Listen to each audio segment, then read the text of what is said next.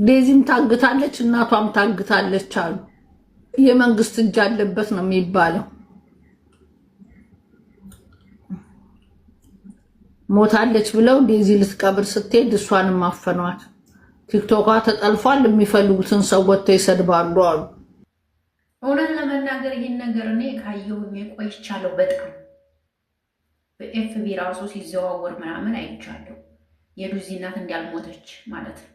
እውነቴን ነው የምላችሁና ታዋቂ ቲክቶከሮች ራሱ አልሞተችም እያሉ ይዘው ሲያዘዋውሩ አየሁኝና እንኳንም ያልሞተች አልኩኝ እኔ እውነት ለመናገር ማለት ነው።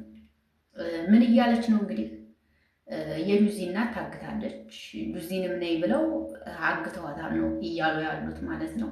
አንዳንዴ ምን ላችሁ ፈልጌ መሰላችሁ፣ ሰዎች ያልሆናችሁትን እንድትሆኑ ያደርጋችኋል።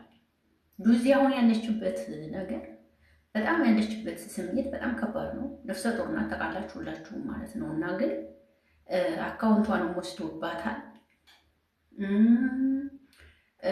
አካውንቷን ማኔጅ የሚያደርገው እሱ ነው። ሁሉን የሚቆጣጠረው እሱ ነው። በእሷ ፔጅ እየወጣ ሰዎችን የሚያሰድበው እያሉ እንግዲህ አሌክስን እየወቀሱት ነው ያሉት አሁን ማለት ነው። ማንም ሰው ግን እውነትን ያወቀ ሰው የለም። አንዳንዴ በጣም እገረማለሁ። ሰላም ጤና ይስጥልኝ። ወዲና የተከበራችሁ የሁለገብ ቤተሰቦች እንዴት ናችሁ? ደህና ናችሁ ወይ? አለሁላችሁ። ደህና ነኝ እግዚአብሔር ይመስገን። ሰላማችሁ ብዝት ይበልልኝ። በጣም ተገርሜ ነው በዚህ ቪዲዮ የመጣሁት። እውነት ለመናገር ያለ መስራት ፈልጌ ነበረ፣ ግን ደግሞ በቃ መስራት ስላለብኝ ብዬ ነው ልሰራ የመጣሁት። በእውነት እናቷ ካለችላት እኔ በጣም ደስ ይለኛል፣ ከምንም በላይ ማለት ነው። ምክንያቱም በጣም ነው ደስ የሚለው። ነገር ግን ኢትዮጵያ ነው ብለው ዱዚም ትሆን የምትታገትበት ምክንያት፣ እናቷም ትሆን የምትታገትበት ምክንያት ምንድን ምክንያት አለ ማለት ምንም ያጠፉት ነገር የለም። ገባችሁ አይደል? ዘረኛ አይደሉ፣ ሰውን አይወቅሱ፣ ይሄ ነው አይሉ። በምን ምክንያት ሊታሰሩ ሊታገቱ ይችላሉ? አሌክስስ እንዲሁ አስተሳሰባችሁ የሚወዳትን የሚያፈቅራትን ሚስቱን እንዴት ነው ለሰው እንድትታገት የሚሰጠው? አንዳንዶቻችሁ አስተሳሰባችሁ ምን አይነት እንደሆነ ጭራሽ አልገባኝም ማለት ነው። እና እንደዚህ አይነት አስተሳሰብ ባታስቡ በጣም ጥሩ ነው ባይ ነኝ። የእውነት ልክ አስተሳሰብ አላስባችሁ ብዬ ነው የማስበው። የእውነት ነገ ይተነዳል።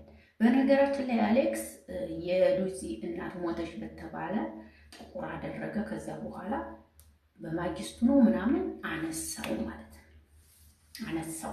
አያችሁ፣ ሰው ሊጠረጥር የገባበት ምክንያትም ይሄ ነው። ደግሞ ኢንስታግራም ላይ ደግሞ በቃ ሁሌ ፎቶ ፖስት የሚያደርገው ደስተኛ እንደሆነ ነው ምናምን ነው የሚሉት እንግዲህ። እና ምንም የተፈጠረ ነገር የለም፣ እናትና ልጁን አሳግቷል ነው እያሉት ያሉት እንግዲህ።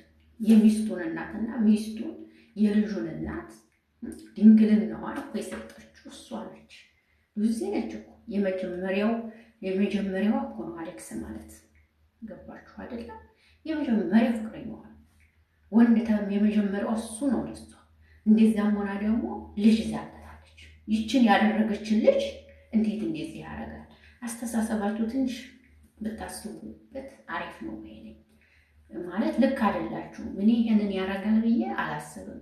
እኔ አሌክስን ሳቀው ምርጥ ልጅ ነው እውነት ለመናገር ሲናም በፊት ነበር ትንሽ የሚያስቸግር የነበረ እንጂ አሁን ከዱዚ ጋር ከሆነ በኋላ ጭራሽ አብረው መሆን ከጀመሩ በኋላ ተስተካክሎ ምርጥ ልጅ እንደሆነ ነው የማውቀውና አስተሳሰባችንን ሰፋ ብናደርገው የተወሰነ ነው። እናቷም ካልሞተ ተመስገን፣ እንኳንም አልሞተችም። የእውነት በጣም ነው ደስ የሚለው። ካልሞተች ደስታ ነው። የእውነት ነው የምላችሁ። እኔ እኮ ከመቼው እኮ ብዬ እኮ ኢትዮጵያ ሐኪም ቤት የት ነው የተቀበረችው? የለም። የት ሐኪም ቤት ነው የሞተችው? የለም። ይቺ ሰው እንግዲህ አልሞተችም፣ ታግታለች ነው እንግዲህ። እናንተስ ምን ትላላችሁ? ይህን ነገር እንዴት ትቀበሉታላችሁ? ዱዚም ታግታለች ነው። ዱዚ ያለችበት ሁኔታ አስደንጋጭ ነው የሚባለው ሁሌ። ነፍሰ ጡር ሆና ታግታለች፣ እስር ቤት ገብታለች ነው። እስር ቤት የምትገባበት ምክንያት ምንድን ነው ነው? ምን አጥፍታ ነው ነው? ምን አረገች ነው? በራሱ ዓለም የምትጨፍር በራሱ ዓለም ዘና የምትል ሰውን ማትነካ የምታዝናና ልጅ ናት። በምን ምክንያት ልትታሰር ትችላለህ? በምን ምክንያት ልትታገት ትችላለህ? ምንድን ምኑ በምንስ ምክንያት እንዴትስ እንዴት? ይሄ ነው ግራ የገባኝ ነገር። አለመሞቷ እውነት ከሆነ ደስ ብሎኛል። እኔ የእውነት ደስታ ነው እንጂ ሀዘን አይሰማኝም። እንደዚህ ከሆነ በጣም ደስ ይላል። እንኳንም ያልሞተች ግን ታግታ የሚባለው ነገር ግራ ያጋባኛል። ምን ጠፍቶ ምን አጥፍቶ የሚባል ጥያቄ አለብኝ። የሰው ልጅ ዝም ብሎ እኮ እስር ቤት አይገባም። የሰው ልጅ ታገትቶ ዝም ብሎ እስር ቤት አይገባም። እስር ቤት ሰው ልጅ ሲገባ ምን አጥፍቷል ምን ሆኗል የሚባል ነገር አለ እና እኔ ግራ ገብቶኛል። እናንተ የምትሉ ዝም ብሎ የእውነት ሉዚና ካልሞተች እኔ በጣም በጣም በጣም ደስ ይለኛል። እግዚአብሔር ይመስገን ነው የምለው። በጣም አዘኘ ነበር። ምክንያቱም ያለችበት ሁኔታ ነፍሰ ጡር ስለሆነችም እንዲህ የምትጎዳ እንደምጎዳት የእናት ህመም የእናት ሞትና የውስጥ እግር እሳት